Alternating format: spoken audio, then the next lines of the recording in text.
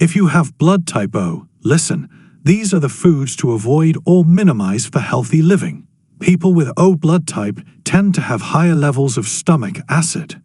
Further, a reactive protein called lectin present in many grains interferes with immune responses, which can lead to unwanted inflammation and autoimmunity. Let's have a look at the foods to be avoided for O blood type.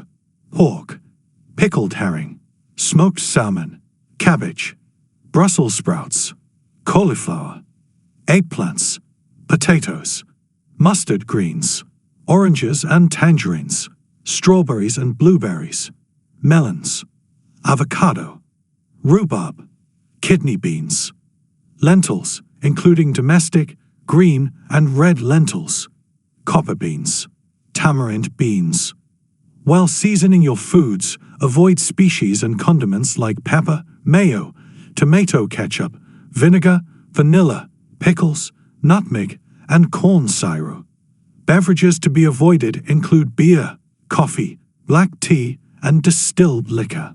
Please follow us to know the foods for all blood types. Don't forget to like and share for the benefit of others.